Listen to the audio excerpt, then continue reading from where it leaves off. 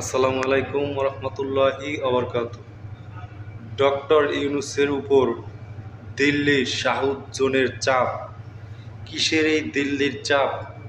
দেখতে হলে সম্পূর্ণ ভিডিওটি দেখতে হবে আপনাদেরকে। সম্পূর্ণ ভিডিওটি দেখেন, দেখার পরে আপনাদের মতামত জানাবেন। ধন্যবাদ সবাইকে। আবা আসিচ্ছে আবা টুপ কইরা বাংলাদেশে ঢুকে আওয়ামী লীগে প্রতি বিপ্লব ঘটাইবেন, তিনি আবার প্রধানমন্ত্রী হবেন। এই খুশিতে কিছু ভালসিন ফেসবুকে লাফাইতেছে। একটা বলদ ভালসিন হইল সদ্য পলাতক রাষ্ট্রদূত হারুন আল রশিদ। এই আরামজাদার রাষ্ট্রদূত হিসেবে মরক্কোতে ছিল। দেশে ফেরার আদেশ করা হইলে তিনি দেশে ফেরার জন্য টাকা তুলে কানাডা পালায় যায়। কানাডা গিয়া হাসিনার এই লেসপেন্সার রাজনৈতিক শরণার্থীর আবেদন করেছে। এটা আমার কথা না, দেখেন এই ভালসিনের পররাষ্ট্র উপদেষ্টা তহিদ সাহেব কি বলে। সম্প্রতি মরক্কোর বিদায়ী রাষ্ট্রদূত আপনাদের সরকারের সমালোচনা করে ফেসবুকে পোস্ট দিয়েছেন। তিনি বলেছেন যে শুধু একটি বই লেখার জন্য, তাও অনেক দিন আগে, তার চাকরি চলে গেছে এবং ইউনূস সরকার দেশে বিদেশে ষড়যন্ত্রের মাধ্যমে ক্ষমতায় এসেছেন, টিকে থাকছেন। আসলে আপনি যে এইরকম কতজন যদি বলেন তাহলে উনি একমাত্র এই কাজ করেছেন। আমি আশা করি যে প্রফেশনাল কোনো ডিপ্লোম্যাট এরপরে এই কাজ করবে না, আর কেউ। তারপরে আমাদেরকে অবশ্যই চোখ কান খোলা রাখতে হবে।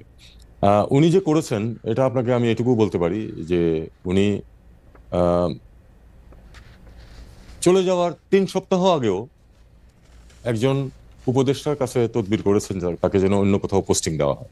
সবচেয়ে বড় কথা, তাকে কিন্তু চাকরিচ্যুত করা হয়নি। তাকে চাকরিচ্যুত করার পরে যে উনি এটা করেছেন তা না, অথবা যে উনি যে রিজাইন করেছেন তাও না।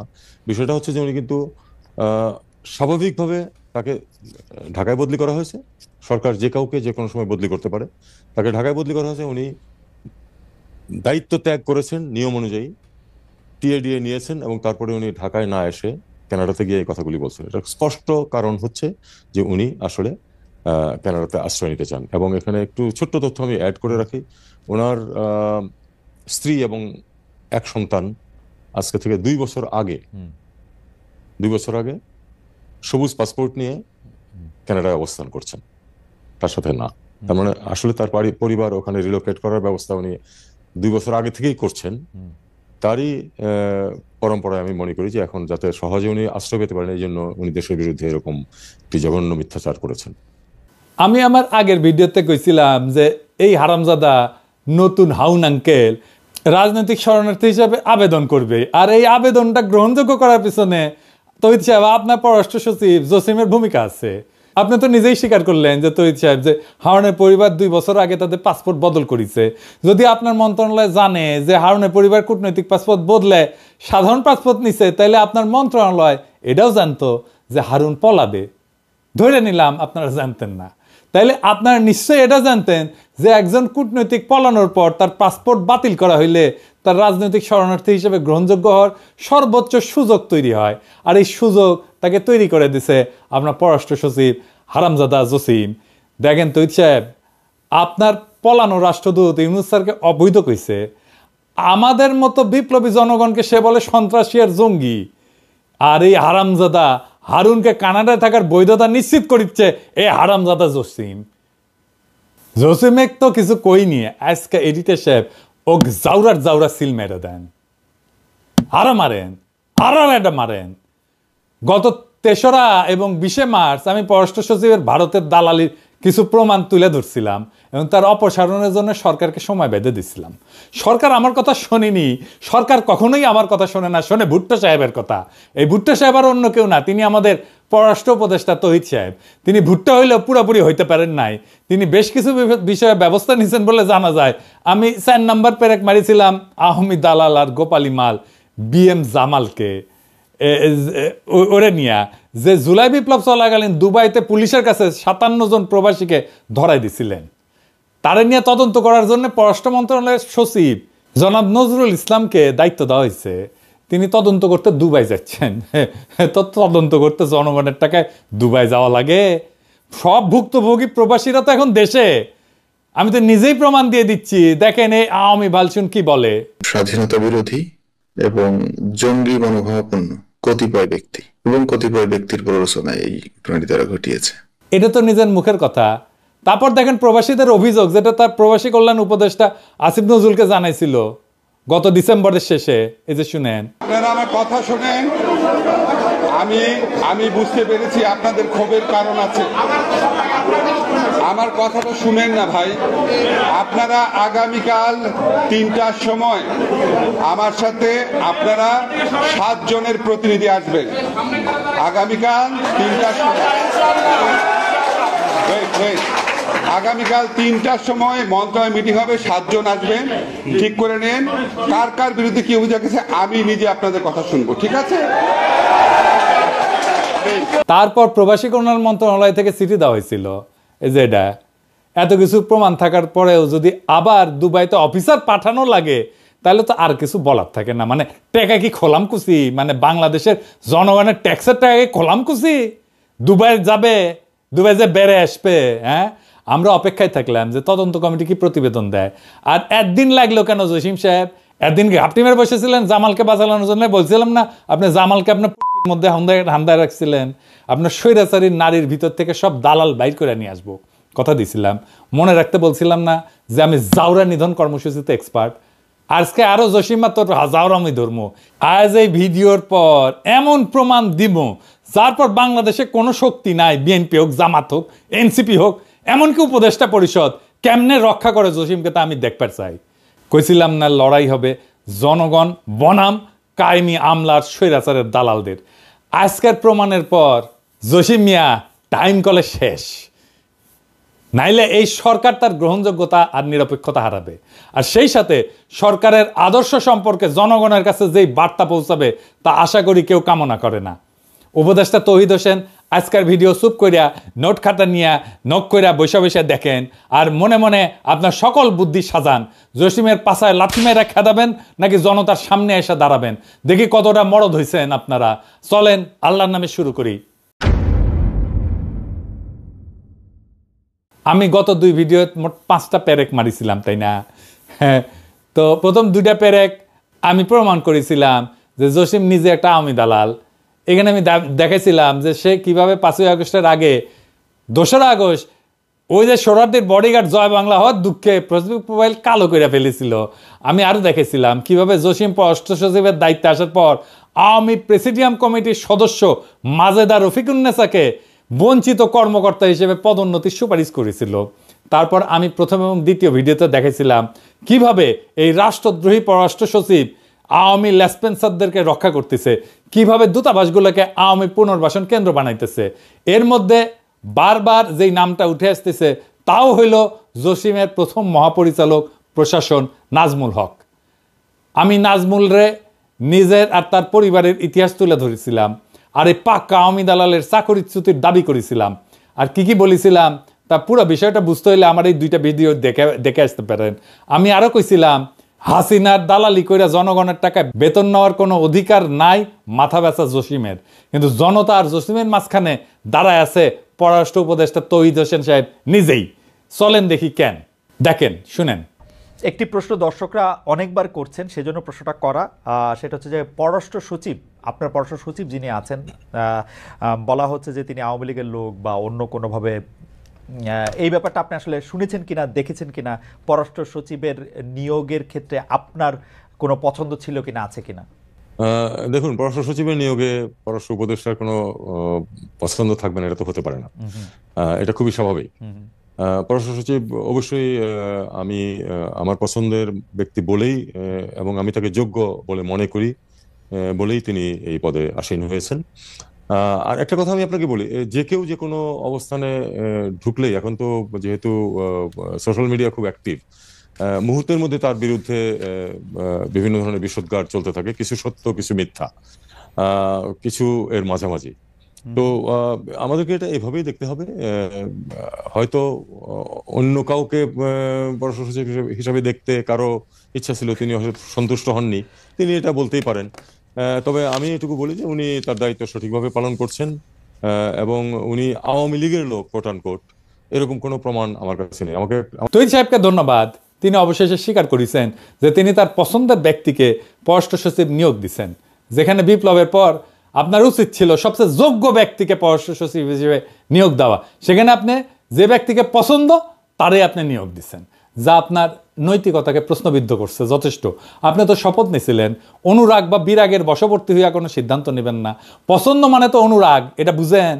কোনো অবজেক্টিভ ক্রাইটেরিয়া তো আপনি তাকে নিয়োগ দেন নাই। ধরেন তৈরি সাহেব, আপনার বদলে আমি যদি পররাষ্ট্র উপদেষ্টা হইলামই, তাহলে কি আমি মনিকা বেলিচ্চিরে পররাষ্ট্র সচিব বানাতে পারবো? হ্যাঁ, দেবেন বানাতে? আমার তো পছন্দ তারে, দেবেন বানাতে। আপনি তো বিএনপি থেকে সুপারিশপ্রাপ্ত উপদেষ্টা, আর নিছেন বিএনপি থেকে সুপারিশে আসা ভারতের কাছে মাথা ব্যথা একজন পররাষ্ট্র সচিবকে। এই সচিব যে কাজ পারে না তার প্রমাণ আগেই দিছি। এই সচিব যে বিপ্লবের পক্ষে অবস্থান নাই তার প্রমাণও করেছি। এই সচিব যে মিথ্যাচারী এবং জুলাইয়ের ন্যারেটিভ করার যোগ্যতা এবং মানসিকতা নাই সেটা আপনাকে প্রমাণ দিছি। আপনি যেহেতু তারা ডিফেন্ড করিচ্ছেন, তাই ভিডিওতে আমি আপনার প্রত্যেকটা কথা খণ্ডন করব। আমি আবারও প্রমাণ করে দেব যে কেন এবং কিভাবে জসিম ইন্ডিয়া আর আওয়ামী লীগের উদ্দেশ্য বাস্তবায়ন করছে প্রতিনিয়ত। তার আগে চলেন দেখি এই যে তৌহিদ এবং জসিমের পরিচালনায় পররাষ্ট্র মন্ত্রণালয়ের মডেলটা কেমকা। আমি এই সরকারের দায়িত্বে আসার পর থেকে বলে যাচ্ছি যে জেনারেল ওয়াকার ইন্ডিয়ার দালালি করেছে, আর এই কথা আপনাদের বুঝতে সময় লাগলো 7 মাস। এখন প্রমাণ পাচ্ছেন তো। দেখেন ওয়াকারের জন্য মায়া কান্না কাইনতেছে আওয়ামী দালাল হার্পিক মজুমদার। বাংলাদেশ সেনাবাহিনী এখনই তাদের সুবর্ণ সুযোগ যে তাদের এই পোশাক, তাদের এই ডিসিপ্লিন বাহিনীকে যারা প্রশ্নবিদ্ধ করেছে তাদেরকে কঠিন জবাব দেবার। এই 2 টাকার ফকিন্নির বাচ্চারা বাংলাদেশ সেনাবাহিনীকে এইভাবে অপদস্থ করছে, অপমান করছে এবং একজন বাংলাদেশী নাগরিক হিসেবে প্রতিনিয়ত সেটা সহ্য করছি। কেন সহ্য করব? এখন প্রমাণ পাচ্ছেন তো। যখন দেখেন ওয়াকার বলে যে আওয়ামী লীগ ছাড়া ইনক্লুসিভ নির্বাচন সম্ভব না, ওয়াকার, তৌহিদ আর জসিম একই ভারতের সাজানো দাবার বোর্ডের 2টা ঘোড়া, যাদের লক্ষ্য হইলেও সময় এবং সুযোগ মতো রাজা এবং মন্ত্রীকে ঘায়েল করা। আজকে মেটাফরিক কোনো কথায় যাওয়ার একদম ইচ্ছা নাই, কিন্তু ওয়াকার, তৌহিদ আর জসিম যে এক নীতি দিয়ে চলতেছে তা হইল ভারতের south block model. South block জিনিসটা কি আসেন সেটা বুঝে দেখি। আপনি মাঝে মাঝে শুনবেন সাউথ ব্লক কথাটা। ইন্ডিয়া তার রাষ্ট্র পরিচালনার জন্য কেন্দ্রীয় সরকারের অধীনে থাকা মূল মন্ত্রণালয়গুলোকে 2টা ব্লকে ভাগ করে। নর্থ ব্লক, এই নর্থ ব্লকে থাকে হচ্ছে অর্থ মন্ত্রণালয়, মন্ত্রী পরিষদ, যারা মূলত দেশের আভ্যন্তরীণ বিষয় নিয়ে কাজ করে। আর সাউথ ব্লক, পররাষ্ট্র মন্ত্রণালয় থাকে এখানে, প্রতিরক্ষা মন্ত্রণালয় থাকে এইখানে, অর্থাৎ বিদেশ নীতি এবং প্রতিরক্ষা দেখে সাউথ ব্লক। 8ই আগস্ট যখন সরকার শপথ নেয় তার আগে উপদেষ্টা পরিষদ গঠন প্রক্রিয়াতে একজন ব্যক্তি ছিল, যিনি আর কেউ না, আমাদের জেনারেল ওয়াকার সাহেব, যিনি প্রত্যেক মুহূর্তে ভারতের সেনাপ্রধানের সাথে যোগাযোগ রাখতেছিলেন। এটা আমার কথা না, ভারতের সেনাপ্রধানই কয়ে দিছে। I am in touch with the chief of Bangladesh during the time of when this changeover took place. I was in constant touch with him, and even thereafter in November 24 we had a video conference also. As far as the military cooperation is concerned, is again going up in the same way. Our officers have moved there for the NDC also. There is no let up on that side. When we talk about the relationship we should talk about when there is an elected government. So as of now, the relationship is with the military is well and perfect. তখন ভারতের model অনুযায়ী বাংলাদেশের south block কল্পনা কইরা general Waker BNP ঘাসা লোক দিয়া পররাষ্ট্র বিষয়ে দায়িত্ব প্রদান করে, আর সেনাপ্রধান তো তাদেরই লোক। তৌহিদ সাহেব হইলেন পররাষ্ট্র উপদেষ্টা, আর তিনি বেছে নিলেন পছন্দের মানুষ দেশদ্রোহী জসিমকে, যিনি কূটনীতির পরিপূর্ণ জ্ঞান রাখেন না। বলদ পররাষ্ট্র সচিব এবং তারে দিয়া ভারতের দালালি বাস্তবায়ন করানো সম্ভব। দেখেন না, যখন ওয়াকার এবং সেনাবাহিনী সকল শিষ্টাচার ভঙ্গ কইরা পররাষ্ট্র মন্ত্রণালয়কে অবজ্ঞা কইরা জাতিসংঘের প্রতিবেদনকে চ্যালেঞ্জ করে, তখন আপনারা পররাষ্ট্র মন্ত্রণালয় থেকে কিছুই বলেন নাই কেন? কারণ সাউথ ব্লক মডেল, যার অধীনে আপনারা আওয়ামী লীগের পুনর্বাসনের কাজ করে যাচ্ছেন। কিন্তু জসিম তো ধরা খাইয়া গেছে, তৌহিদ সাহেব আপনিও ধরা খাইতেছেন। আপনার সাউথ ব্লক মডেল ফেল। আপনারা সবাই মিলে দেশের ভাবমূর্তি বিনষ্টে যে মেটিকুলাস প্ল্যান নিয়ে আগাইতেছেন, তা কলে পররাষ্ট্র মন্ত্রণালয়ের পিছন দিয়ে হান্দায় দেবো। আমি পিনাকি যথেষ্ট এক কাজে। ভারতকে বলেন নতুন প্ল্যান দিতে। হাসিনার বাসা তো আপনার দূতাবাস খুঁজে বের করতে পারে নাই, আমি বের করেছি। আপনাদের দিল্লি দূতাবাসে ডিজিএফআই আর এনএসআই থাকে না, ওটা কি বৈশা ল্যাজ মলে? যাদের নিয়োগ দিচ্ছেন তাদের কাজটা কি? কেন আমাদের খুঁজে বের করতে হয় এগুলা? হাসিনা ভারতের ঠিকানা বাইর করতে পারলে আপনাদের প্ল্যান বের করতে পারুন না? আমি কি মনে করেন নিজেদের হারকিউলিস? হ্যাঁ, জসিম তো হারকিউলিস, আর তৌহিদ সাহেব আপনি কি রবিনহুড? আপনাদের স্পেনে এখনো রাষ্ট্রদূত হিসাবে রাখিয়েছেন সারওয়ার মাহমুদকে। এর কি আপনারা চিনতেন না? সেনাবাহিনীতে যেমন কদমভূষি জেনারেল ছিল না এটা, হ্যাঁ, তেমনি আপনার পররাষ্ট্র মন্ত্রণালয়ে কদমভূষি রাষ্ট্রদূত আছে দুইটা, আমরা চিনি কলে, হ্যাঁ। তার মধ্যে এটা হইতেছে এটা সারোয়ার রংপুর কারমাইকেল কলেজের ছাত্রলীগের নেতা ছিল এবং 5ই আগস্টের পর থেকে এই রাষ্ট্রদূত এখনো চাকরিতে আছে। কিভাবে? এই রাষ্ট্রদূতের অন্যতম কাজ ছিল প্রফেসর ইউনূসের সাথে স্পেনের সেই বিশেষ সম্পর্ককে বাধাগ্রস্ত করা।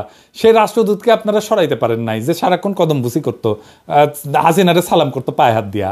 এখন আবার তারা আপনার রাষ্ট্রদূত বানাইতেছেন ফিলিপাইনে। হ্যাঁ, জসিম সাহেব, চমৎকার চমৎকার।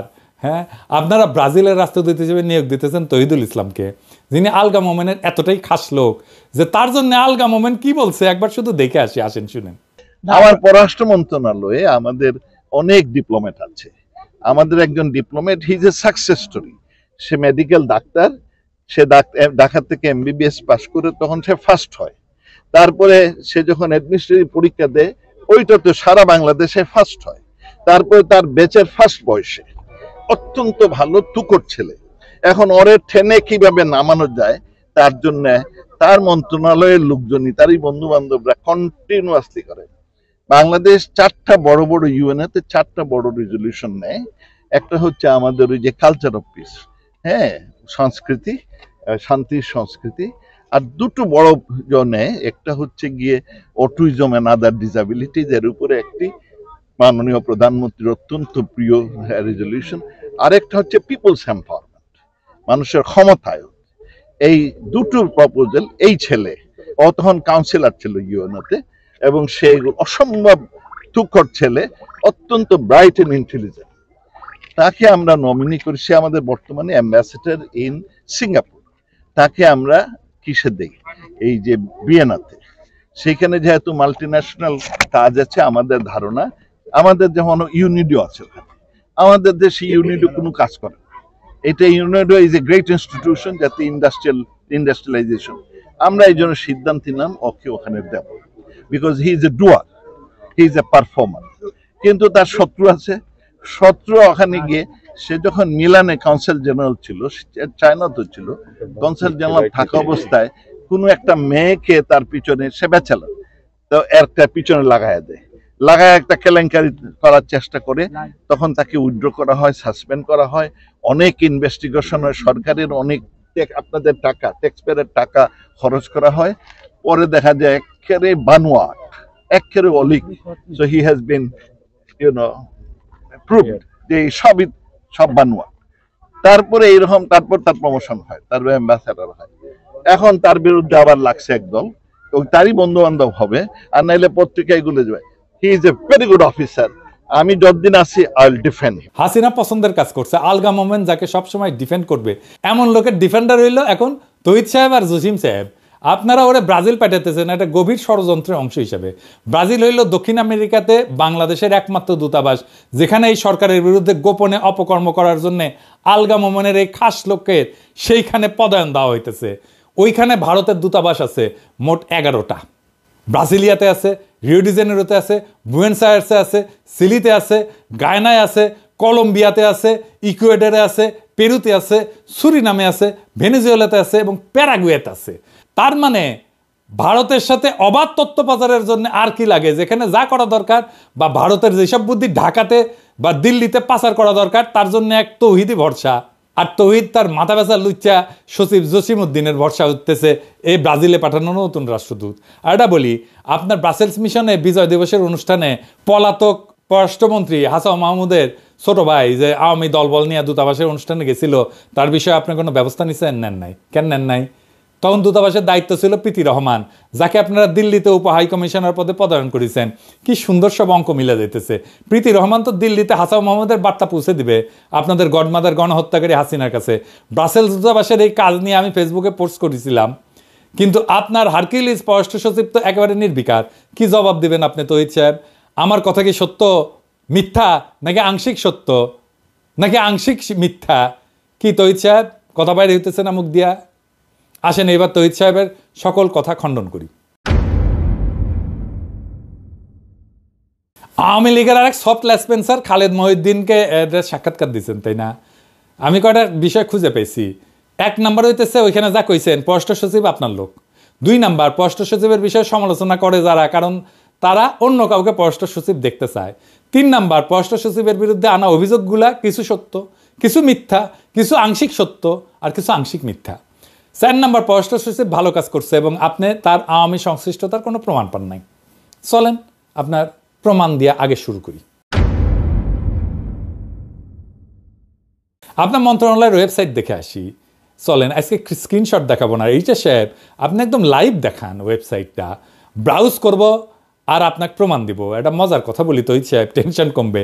ওয়েবসাইট দেখে আমি ভাবিছিলাম যে কোন ওয়েবসাইট ব্যবস্থাপনার দায়িত্ব দিলে এমন কাজ করতে পারে, তাও দেখলাম যে আপনি তো আইসিটি বিভাগ দেখার দায়িত্ব দিচ্ছেন হাসিনার সেরা স্পেন্সার নাজমুলকে।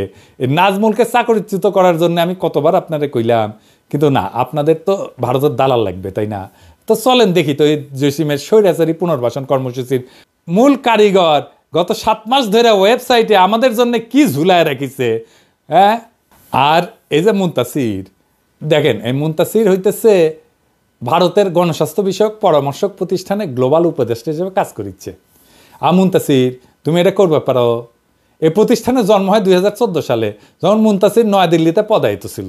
এই মুনতাসির, তুমি তো ব্যবসা প্রশাসনের ছাত্র, গবেষণা করিছো আন্তঃসীমান্ত বাণিজ্য নিয়ে, গণস্বাস্থ্য নিয়ে। তোমার পরামর্শক প্রতিষ্ঠানে তোমার কাজ কি? তুমি তো গণস্বাস্থ্যের কিছু জানো না। তো এই ছেলের বিষয়ে পুরো অনুসন্ধান চালান, আমি আর আজকে কিছু কইলাম না। কিন্তু সরকারি পদে থেকে এই ছেলে কিভাবে ডিপ্লোম্যাট পরিচয় দিয়া ভারতের মতো দেশের প্রতিষ্ঠানে পরামর্শক হইতে পারে? কে তারে অনুমতি দিল? মন্ত্রণালয় দিছিল? কবে দিছিল? দেখবার চাই একটু। এই খবর আমাদের জানতে হবে তহিদ সাহেব। পররাষ্ট্র মন্ত্রণালয়ে ভারতের প্রতিষ্ঠানের পরামর্শক থাকবে, এটাই জাতি মাইনে নেবে না। আর এইগুলা বাইর করা কি আমার কাজ? তাইলে তো আপনারা বেতন নেন কেন? আবার মুনতাসিরকে পদোন্নতির জন্য সুপারিশ করেছে আপনার সচিব জসিম। আর কত দেখাইতে হবে আপনারে তহিদ সাহেব? এইভাবে আপনার পছন্দের পররাষ্ট্র সচিবের ভারত দালালি জনসমক্ষে প্রকাশিত হওয়ার পর আপনি কেমনে চুপ থাকেন? চলেন এবার আপনারে এই যে আইসিটি নাজমুলের আইসিটি কার্যক্রম দেখাই। এই জিনিস দেখার পর আপনি কিভাবে নিষ্ক্রিয় থাকবেন তা জাতি জানতে চায়। পররাষ্ট্র মন্ত্রণালয়ের ওয়েবসাইটে গেলে সবার উপরে পাবেন অ্যাবাউট আস, মানে আমাদের সম্পর্কে কথা। সেখানে ঢুকলে আপনারা দেবেন কান্ট্রি প্রোফাইল। এইটা সাহেব ওটি আসেন এনা দেখি, অর্থাৎ বাংলাদেশের পরিস্থিতি। চলেন দেখি সেখানে কি লেখা আছে। ইংরেজিতে লিখেছে, ইংরেজি যেহেতু লিখেছে তাহলে ঠিকই লিখেছে। আসেন দেখি ইংরেজিতে কি লিখেছে, পড়বে পারি কিনা জানি না। ভাষা আন্দোলন নিয়ে কইছে ল্যাঙ্গুয়েজ মুভমেন্ট, বুঝছাও? The language movement of 1952 to recognise Bangla as a state language may be termed as the first step towards independence. Political and economic deprivation of Bengalis prompted Bangabandhu Sheikh Mujibur Rahman, the father of the nation, to put forward in 1966 his historic 6 points, the Magna Carta, which in effect structured the foundation of East Pakistan's future independence. আমি sure এখন এখন তহিদ সাহেব উঠি একটা গান দিবি, যদি রাত পোয়ালে শোনা যেত বঙ্গবল্টু মরে নাই, আমি মরি নাই, ওইটা দিবে, বুঝছাও? তার মানে শহরদিক বডিগার্ডকে আপনারা বাংলাদেশের পরিস্থিতিতে তেল মেটতে মেটতে মেটতে মেটতে ঢইলা পড়ে যাইতেছেন, কায় খেয়ে যাইতেছেন, মুজিবের 6 দফাকে মেঘনা ঘাটের সাথে তুলনা করতেছেন। আরও আছে আসেন। Bangabandhu declared a historic public meeting held at Ramna Race Course, renamed Sohrawardi Udyan, on 7 March 1971, attended by around 2 million people. The struggle, this tune, is the struggle for freedom. The struggle, this tune, is a struggle for independence. It was a de facto declaration of independence. এইখানে আপনারা কইতেছেন যে সোহরাওয়ার্দীর bodyguard স্বাধীনতার ঘোষক, যা 7ই মার্চের ভাষণের সময় দিছিলেন, তাই না? হ্যাঁ, এরকম একটা মিথ্যা প্রচার করতে আপনাদের লজ্জা লাগে না? বাংলাদেশের স্বাধীনতার ঘোষক হইলেন শহীদ রাষ্ট্রপতি জিয়াউর রহমান এবং তিনি বিএনপির প্রতিষ্ঠাতা। যে বিএনপি যারা আপনার মতো বাতিল মানকে পররাষ্ট্র উপদেষ্টা বানাইছে, কেমন লাগে? হ্যাঁ, এখন বিএনপি নেতারা দেশ স্বাধীন হয়েছে, ছাত্ররা স্বাধীন করিয়া দিছে, এখন এটা কি আমাদের দায়িত্ব আপনাদের জন্য ইতিহাস ঠিক করিয়া দিব? আপনারা তো ইতিহাস গড়তে উপদেষ্টা বসাইছেন, সচিব বসাইছেন, আর তারা ভারতের দালালি করিয়া বাংলাদেশে আওয়ামী পরিস্থিতি প্রচার করতেছে। আরও আছে, ওয়েবসাইটের একদম শেষ হয় নাই। হ্যাঁ, father of the nation Bangabandhu Sheikh Mujibur Rahman was the founder president of Bangladesh. he was subsequently assassinated on 15th of August 1975 by a group of conspirators. অর্থাৎ এইখানে আবারও বলা হচ্ছে সোহরাওয়ার্দীর বডিগার্ড, জাতির পিতা এবং কিছু ষড়যন্ত্রকারী তাকে 1975 সালে 15 আগস্ট হত্যা করেছে। কি আর কমু, আওয়ামী বয়ানের ইতিহাস এখনো ফেরি করিচ্ছে বিএনপির মনোনীত উপদেষ্টা, বিএনপির মনোনীত সচিব তৌহিদ সাহেব। আপনার আর আপনার মাথা ব্যথা পররাষ্ট্র সচিব তো রাষ্ট্রদ্রোহী, দাঁড়ান একটু দম নিয়ে নি। আপনাদের এই লেসপেন্সারি দালালি দেখার জন্য 5ই আগস্ট হয়েছিল। আপনারা যে ভারতের কাছে দেশ বেচবেন এজন্য ছাত্রর পান দিছিল। পুরা দেশ চিনে রাখেন জুলাই বিপ্লবের বিপক্ষের শক্তি কারা। পুরা দেশ দেখুক যে জনগণের সামনে আওয়ামী সন্ত্রাস আর গণহত্যাকে ফিরে আনতে কারা কাজ করতেছে। জসিম কইছিল না যে সে ন্যারেটিভ তৈরিতে সফল হয়েছে, জসিমের সফলতার ন্যারেটিভ দেখায় দিলাম। এই তোর সফলতারে হারাম জাদা। হ্যাঁ, এই ওয়েবসাইট হইল বাংলাদেশকে চেনার, বাংলাদেশ সম্পর্কে জানার মূল ওয়েবসাইট।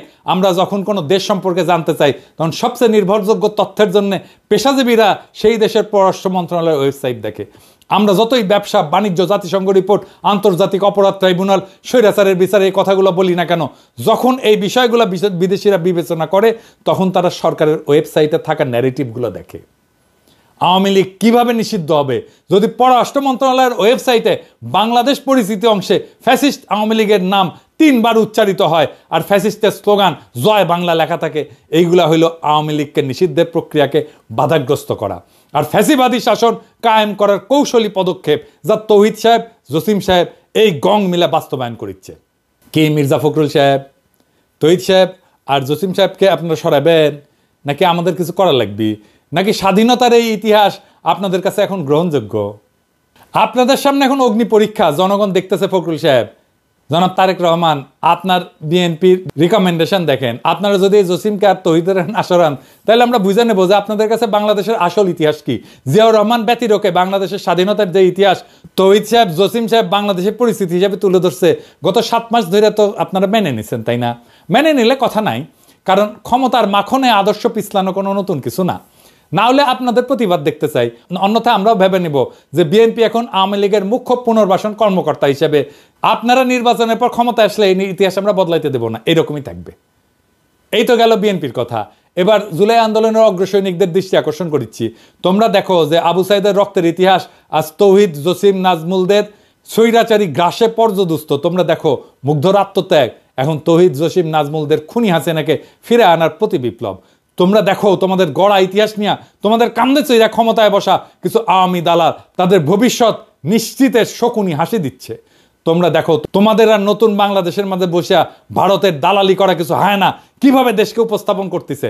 এই ঘটনা দেখার পর যদি তোমাদের রক্তে আর একটা বিপ্লব টকবক করে ফুটে না ওঠে তাহলে তোমরাও এই জাতির কাছে নিজেদেরকে কলঙ্কিত করবা। এবার তৌহিদ সাহেব আপনার বক্তব্যের 4 দফাতে আসি।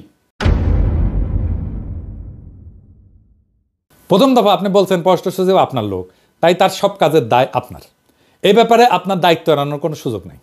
দ্বিতীয় দফা, আপনি বলছেন যে পররাষ্ট্র সচিবের বিষয়ে সমালোচনা আছে, কারণ যারা সমালোচনা করছে তারা অন্য কাউকে পররাষ্ট্র সচিব দেখতে চায়। হ্যাঁ চাই, কোনো সমস্যা? এরকম ভারতের দালাল আর বিপ্লবের সাথে বেইমানি করা পররাষ্ট্র সচিবকে কে রাখতে চায়? আপনি ছাড়া। এইরকম ভারতের কাছে মাথা ব্যথা পররাষ্ট্র সচিব কে রাখতে চায়? আপনি রাখতে চান। এরকম হাসিনার আওয়ামী দালাল পররাষ্ট্র সচিবকে রাখতে চায় আপনি।